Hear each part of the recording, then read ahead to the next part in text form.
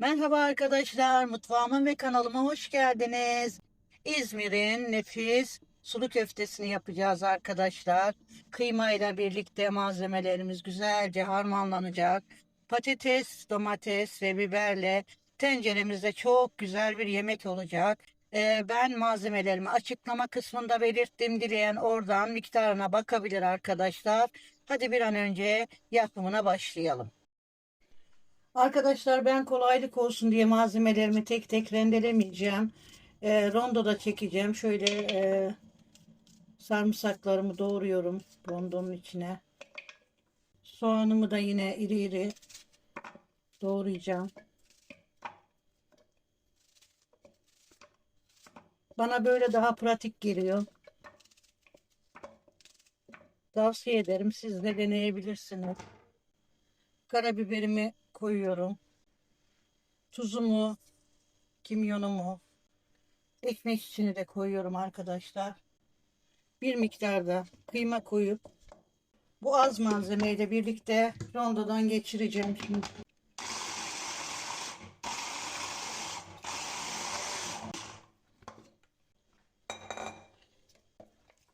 Rondodan geçirdiğim malzememi önce kabıma alıyorum. Kıymamı üzerine koyuyorum. Maydanozumu ve bir adet de yumurtamı koyduktan sonra şimdi bunların hepsini birlikte harmanlayacağım.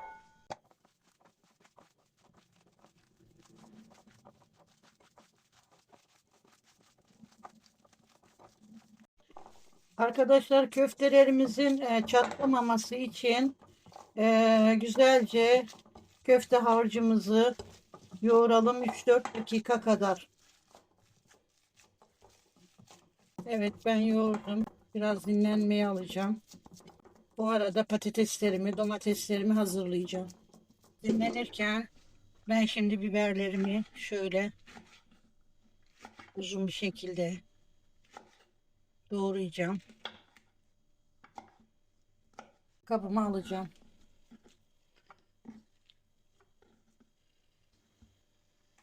Domateslerimi de yine uzun bir şekilde doğrayarak onları da kabıma alacağım.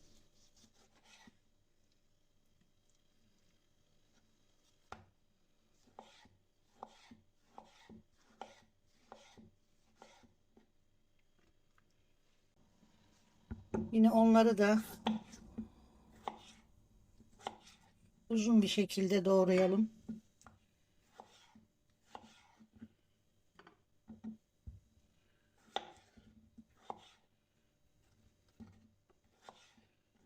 Ve kalınca.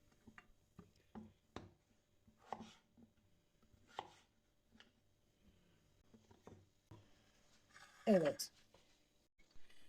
Dinlenmiş olan köfte harcımızdan ben şimdi yumurtadan birazcık küçük parçalar alıp parmak büyüklüğünde sıkıyorum arkadaşlar gördüğünüz gibi. Kabıma alıyorum. Bu şekilde hazırlayalım.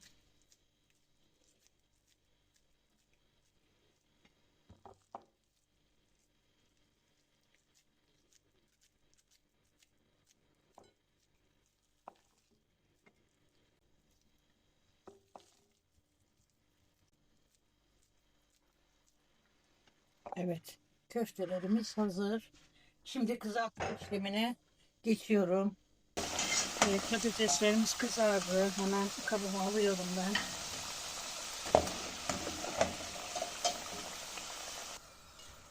Şimdi sivri biberlerimi atıyorum. 2 adet kullandım.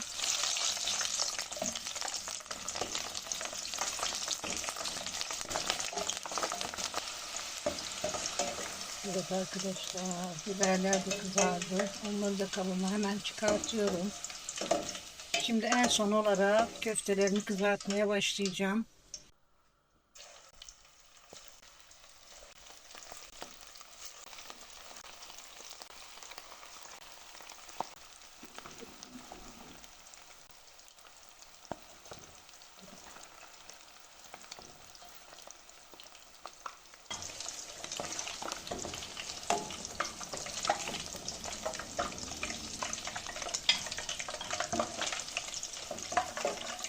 Yine çok fazla kızartmayalım çünkü zaten pişecek.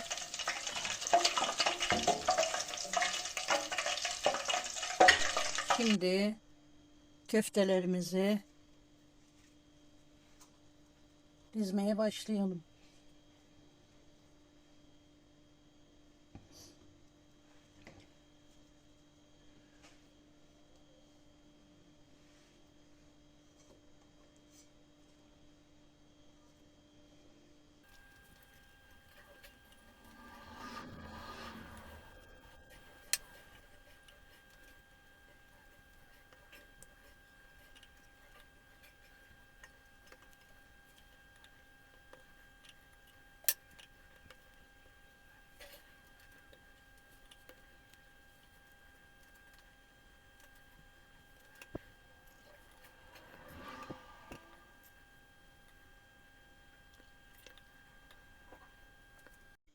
Evet, şimdi